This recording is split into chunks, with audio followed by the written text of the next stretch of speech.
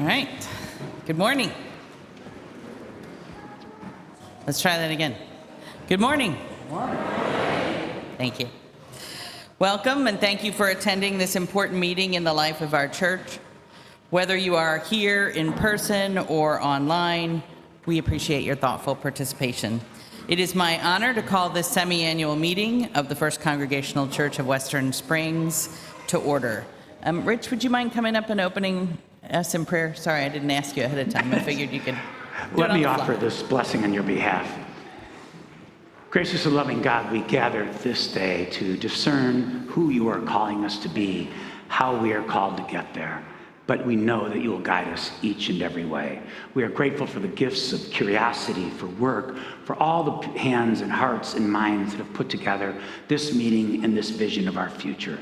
Bless it all, but let us know that we do it in your name and not in ours.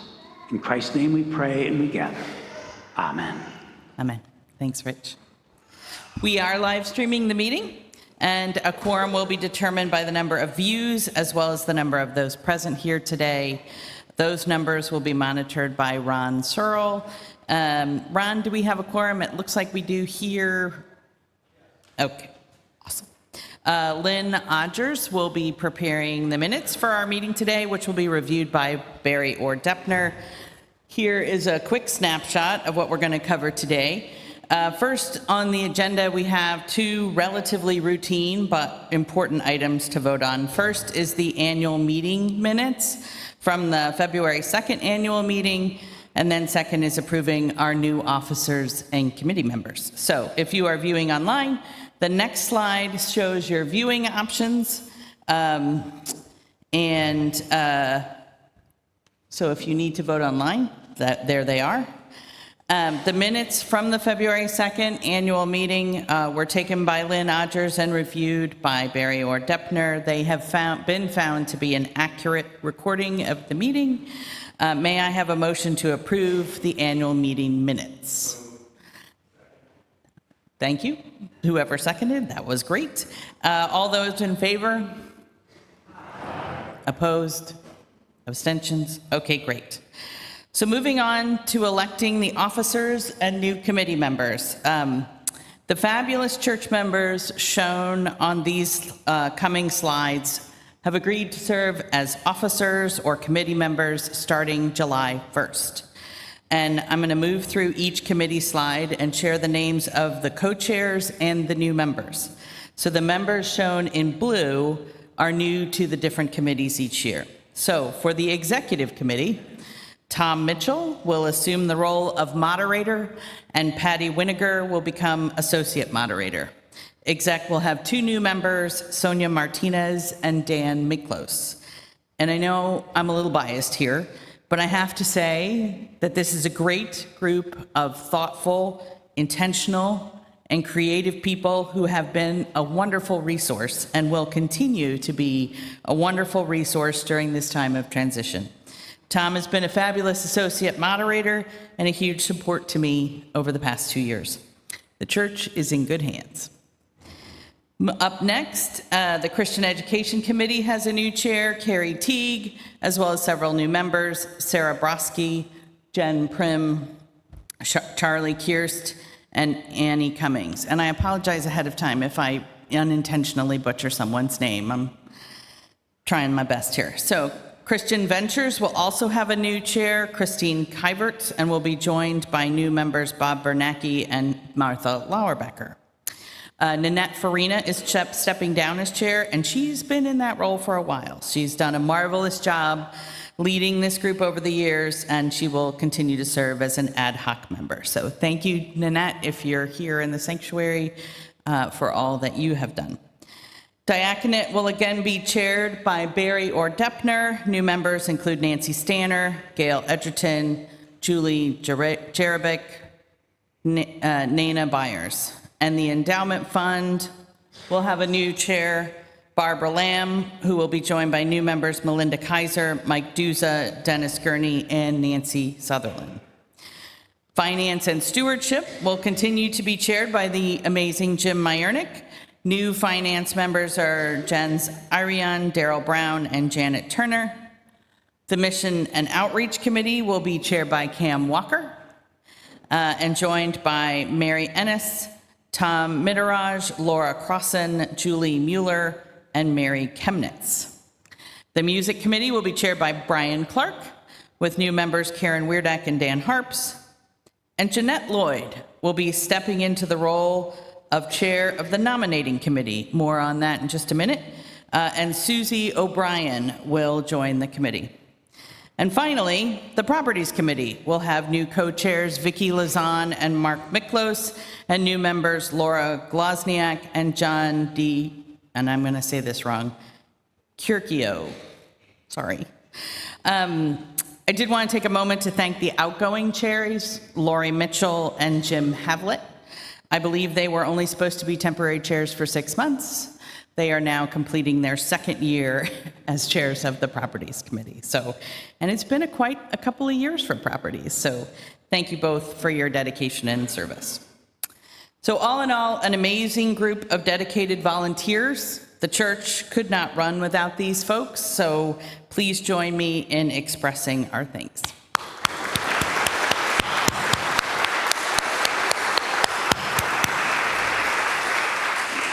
And may I have a motion to approve the rosters of officers and committee members shown here? Thank you.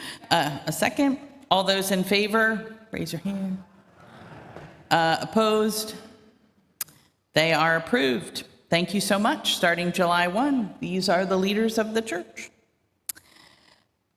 Okay, so next, I want to take a moment to acknowledge 3 staff members who have stepped away from their roles and are embracing some new opportunities. First, we are so grateful to Reverend Catherine Price for joining us this last year to help with preaching, confirmation, the yoga ministry, and other tasks. Her grace and calming presence have been such a gift to us all. She is turning much of her attention toward finishing her thesis, so she will not be continuing in her current interim role. However, you'll still see her around as she continues to help with yoga and some preaching this summer. So thank you, Catherine.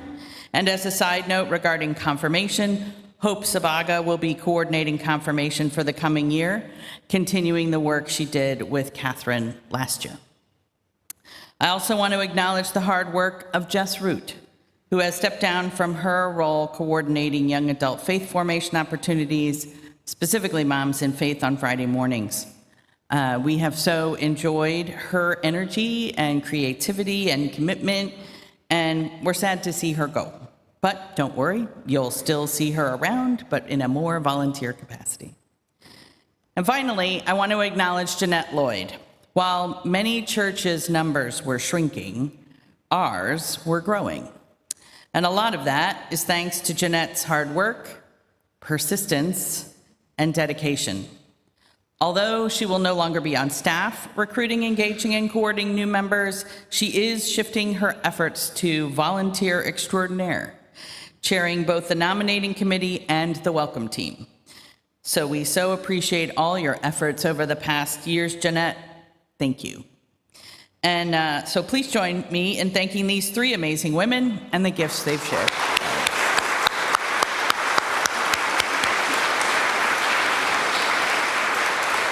Okay, a few more things. You may notice a few changes to our website that I want to call attention to.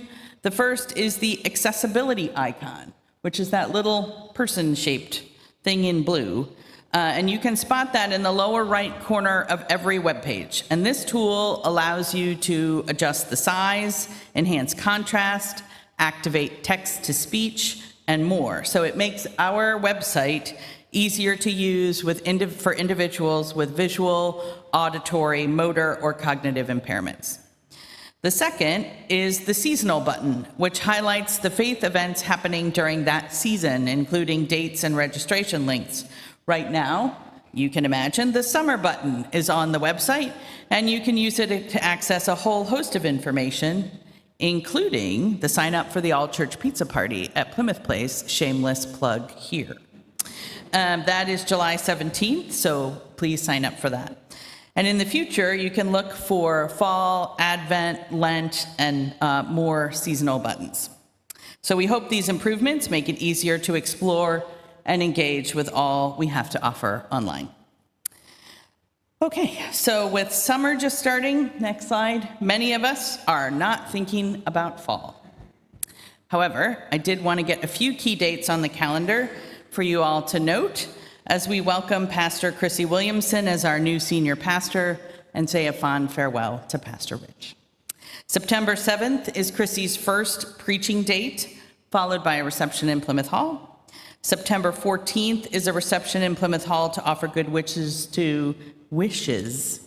I suppose you could offer good wishes, but I think wishes would be better, to Rich and Claire.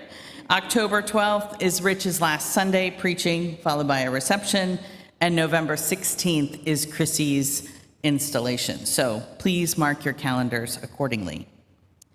And now I'd like to invite Murray Johnson to come forward to give us a little more detail about what's planned for celebrating Rich and Claire.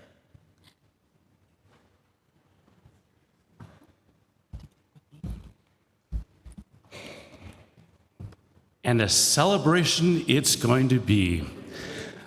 We've got a lot of great things planned for this upcoming fall to celebrate Rich and Claire. Diana and I have been given the honor to help lead some of the events and activities. Just to give you a taste of things that you will see, I guess it'll be on the fall icon of activities, will be Saturday, September 13th, will be the men's breakfast. Sunday, the 14th, will be an open house in Plymouth Hall. On Tuesday, September 23rd, there'll be a burger night out for the guys. On Saturday, September 27th, will be an evening of primetime events. And somewhere along the line, there is going to be an event at Plymouth Place as well. So we're trying to celebrate Rich from every aspect of the lives that he has touched over the years.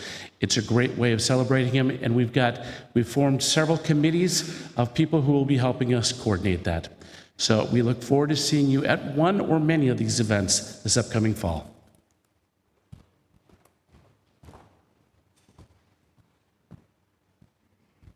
Several months of having Rich be the center of everyone's attention, just what he wants.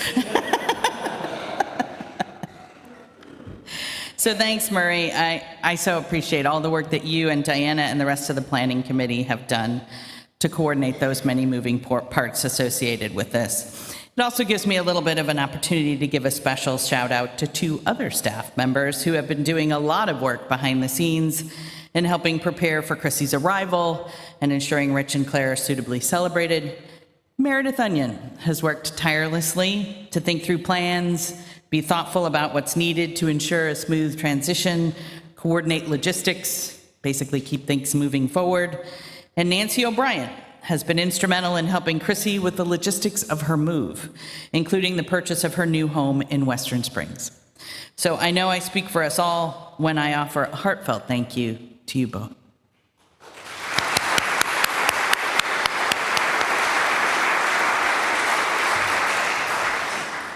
So a few months ago, Rich, Meredith, the youth committee, and the executive committee worked together to create a search committee to find the next youth leader to take our youth programming forward into the future. As you may recall, Nathaniel Orr Deppner has been serving in an interim role this past year.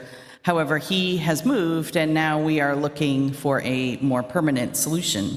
So Michelle Hom and Jennifer Dunleavy graciously agreed to chair this group, with Jean Larson serving as the staff liaison. I now invite Michelle and Jennifer to the front to tell us a little bit about the work they have underway.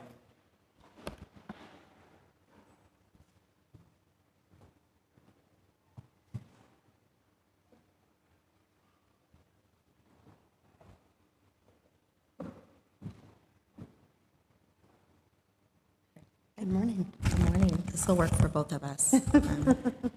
There was a height limit on who could chair. Right under the wire. So First Congo, as you all know, has a tradition of prioritizing programming for its young people from preschool through college.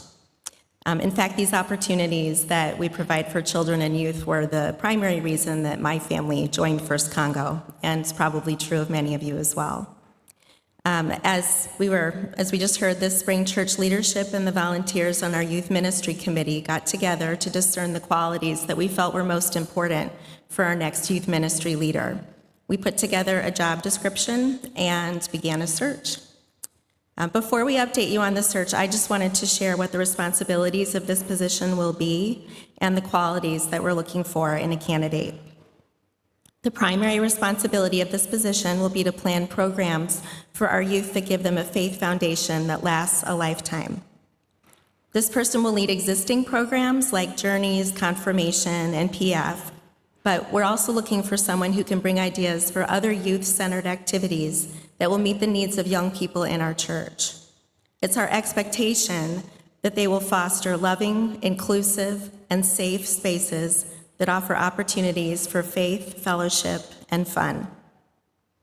We're very grateful to the individuals who have volunteered to serve on our search committee. You'll notice from the list here on the slide that there's several high schoolers, young adults, and then more seasoned longtime members of our church. We've benefited from the wisdom and knowledge of our staff liaison, Jean Larson, as well as practical advice that several members of our senior minister search committee have offered. We all share the same belief that First Congo is an amazing place to be, and our youth deserve the very best. We have faith that God will lead us to the right person to fill this important role. And with that, I'm going to turn it over to Michelle, and she'll give you a little bit more detail about where exactly we are in the process.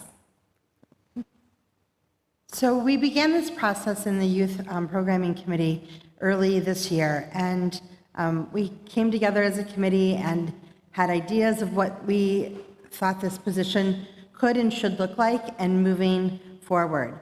And so then, as Jen mentioned, a formal committee was assembled, and we have been meeting regularly, both in church and hybrid, so that we can make sure that we have the most interaction possible. And we are grateful for the dedication and the viewpoints of the committee. And it's, as Jen's mentioned, it's great to have such a great representation of the church on this committee. And it's fun to see the different viewpoints and things as well. And so how we started was with the job description, and then we refined that in committee, and then we posted that. And in posting, we have a spot on the church website. And so if you're interested in reading the full job description, we invite you to look on the church website. Beth was great in making sure that was visible and easy to see. We also posted it on the church's LinkedIn profile. So if you aren't following us there, please add us to your social media collection and share with others. We are fortunate that it has been shared. And that is how a lot of this is coming to fruition. So we are grateful for the Senior Search Committee's contacts, including Brian Clark's outreach to those that he had conversations with. And so we have been able to share this post nationwide. And so that has been really great that it's not just in one place, and we really are trying to extend as much as we can to make sure that we find the right person for this position. And so the job was posted, and it was disseminated across many, many areas, including Facebook, personal contacts, and traditional job posting sites. Then we, as a committee, even had a mock interview. And the interviewee had a lot of amazing experience, but they just, I don't know. They said they had other plans for the fall, like retirement. So So we are back to our search for somebody who has a little more availability and maybe wants to, lead a basketball team once in a while. And so we had that interview, and then how the process is working is we are having a small screening committee, which is myself, Jennifer, and Jean, and we meet with candidates that we feel might meet the requirements of the job. And then we make the determination if we feel that person should go on to the full committee interview. And so then the full committee will be interviewing candidates. And if the full committee then promotes that person to the next step, that next step would be an in-person if everything goes as planned, we might need another conversation in between some of these steps, but otherwise that next person would come on site to get to tour the church, to meet the staff, to meet the committee, and then after that, we would do dissemination and discernment, or discernment on that person and see if they would be the right fit.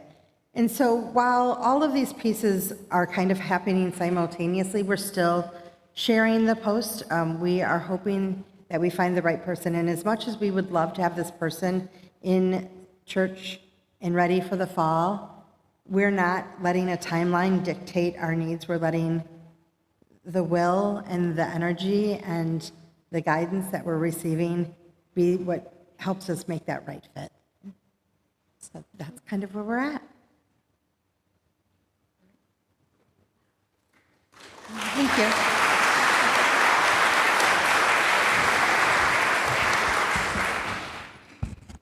Thank you. Thank you to you both and to the search committee. It's such an important ministry from our church, and I know Zach and I, we're all grateful for the committee's passion about finding that best person for our youth.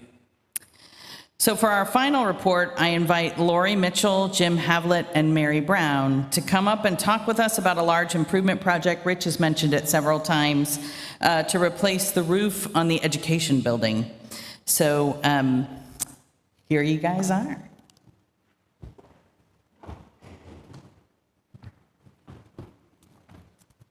Well, I'm Lori Mitchell, and Jim Havlett and I, as you heard, are the outgoing co-chairs. So we want to go out with a bang, or as Rich would say, with gusto. With Rich's retirement, we know he would love to see solar installed. We've wanted to pursue this for years, but have waited till the roof's out of warranty and it needs to be replaced. That time is now.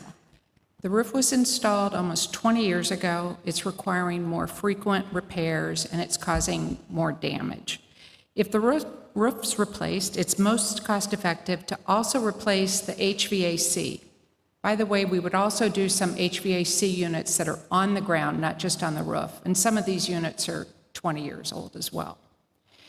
We'd increase the insulation to meet the current code requirements, which will help our energy costs going forward, and repair masonry damage done to the parapets by the problems with the flashing. Actually, after the service, you can see it. You look up, and you'll see damage on some of the stone. It's the darkness, and that's water being absorbed into the stone, which is not good. We provided our best estimates to each of these categories on our slide, but we want you to consider the total amount, not the individual lines. The goal is to complete all this by Labor Day. However, we understand that delays may happen for a variety of reasons, so it's possible this project would need to be pushed until next summer. Once the roof's completed, we would now be ready to install the solar panels. ComEd needs to approve this work also, and that process is a rather slow one. A targeted completion date's dependent on the roof and also on ComEd. So we hope you consider this, and we will answer any questions, specific questions, after Mary talks. And by we, I mean Jim Havlett will answer your questions.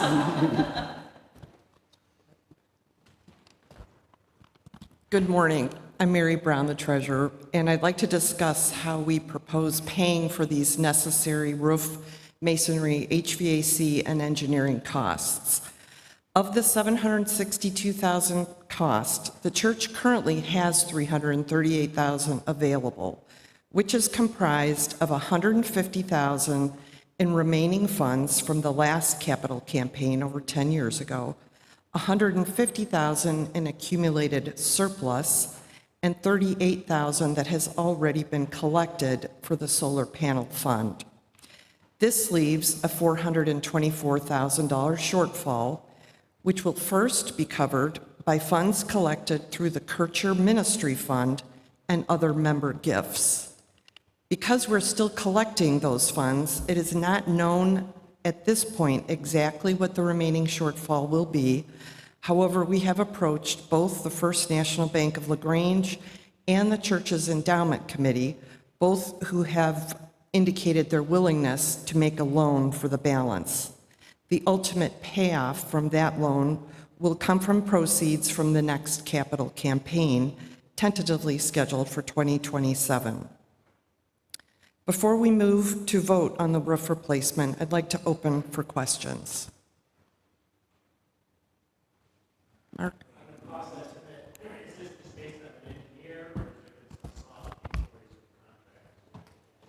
Mark, I'm going to have you use the mic so that those who are online can hear. Could you develop a little further the basis for the cost estimate, and in particular speak to whether there's been any, soft outreach to contractors that would actually perform the work? Okay, yeah, thanks, Mark. First, let me step back and say, as part of the Properties Committee, we currently and always do like a 15 long-term plan. So this work has been anticipated, if you will, for 15 plus years. So we've had an architect do an evaluation report on the roof, on the flat roof. We've had masons come out and look at the building and identify all the areas that need to be done. We've had HVAC contractor come out and look at all the equipment. As part of the last campaign, we've replaced 9 units in the last couple of years, and we have probably about 9 more to go. So we've done that. We've had a roofing contractor come out and walk through the site and understand what we're trying to do. So we have soft costs from all those.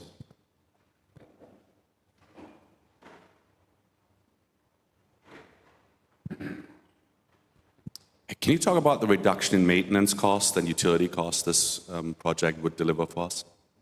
The reduction of Maintenance cost, I mean, you mentioned that, we're currently paying more because the roof's leaking. Right. Obviously, the solar panels, you would expect to see less utility costs associated with that. Have you thought about all of those?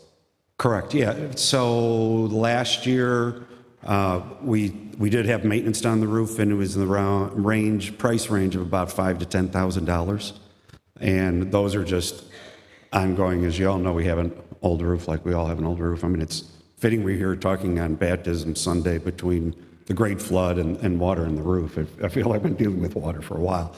But there's that, and then there's also gains that we would get for the solar panels. The solar panels will not be enough to cover all the electrical needs for the church. It's probably about 40% or so. So we will see a reduction in that. It's not super huge, but significant enough from a monetary standpoint that the estimate's probably about 10 years, 14 years to pay off our investment on that. There's also the social aspect as well of trying to use green energy as opposed to the gas that ComEd currently is using.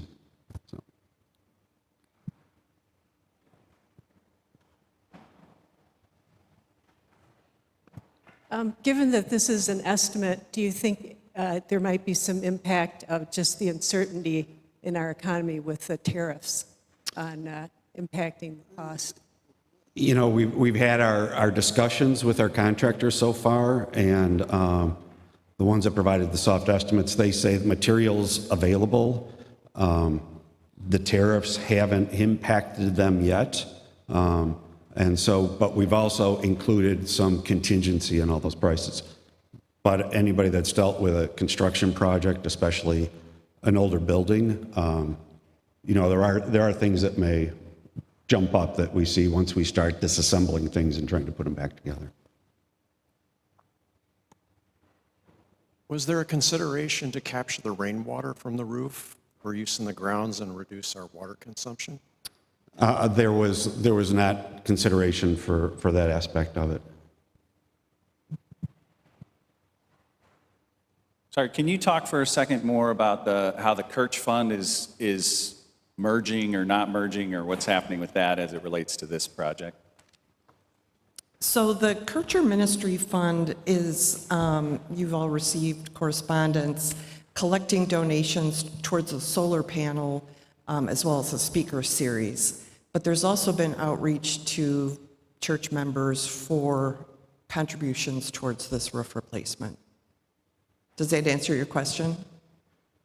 So just so I understand, sorry, Kurt, but just so I just wanted to understand, we're not losing anything in what the Kircher Fund was intended to be No, by virtue of what we're doing here? no.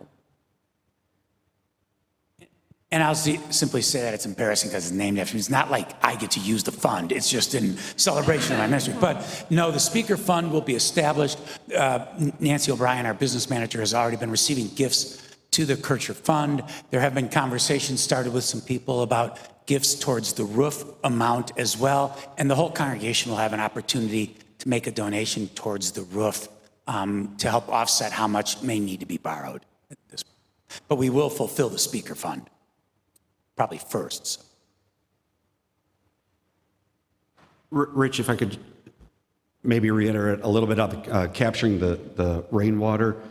In the 15-year plan, there is thoughts of turning the parking lot into a permeable paving parking lot, and that's where we would recapture some of that rainwater. So it's not part of this program, but it certainly is on the minds of the Properties Committee. Ron, are there any questions online?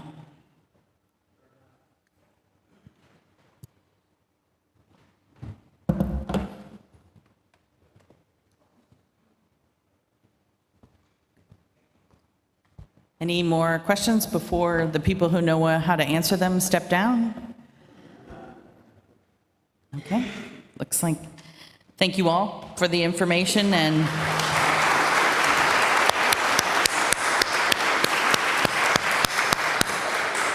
for your stewardship of our beautiful building and our finances. So, according to the church constitution, we need to vote on any repairs or improvements made to the church building over $100,000. This project clearly fits in with those parameters. So, may I have a motion to approve replacing the education building roof, masonry, HVAC systems, and solar panels as outlined in the previous report by Properties and Finance? And is there a second? All those in favor, please raise your hands if you're in the sanctuary, or text, email, and call if you are viewing online. All opposed? Abstentions? The motion carries. So thank you very much. I think, Tom is walking towards me, so. Well, there's one more person has to be thanked here today. So it's been my profound pleasure to work the last 2 years as associate moderator with Kathy. And I just wanted to say a quick thing. First of all, thanks to her husband, John, and all the Vega family for all the time that you've given up, that she's given to the church, that you guys will get back as a family.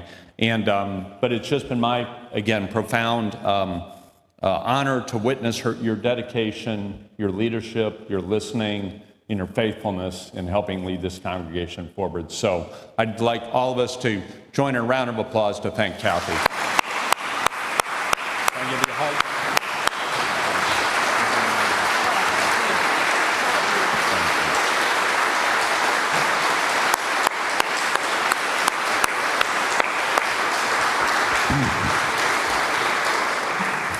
Thank you all very much. It's been my honor to serve, so thank you.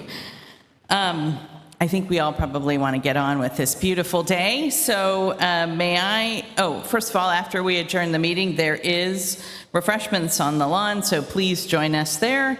May I have a motion to adjourn the semi-annual meeting?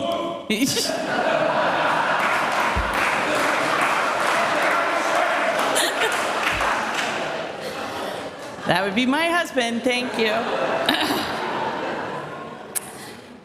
All those in favor? Opposed? Anyone want to stay?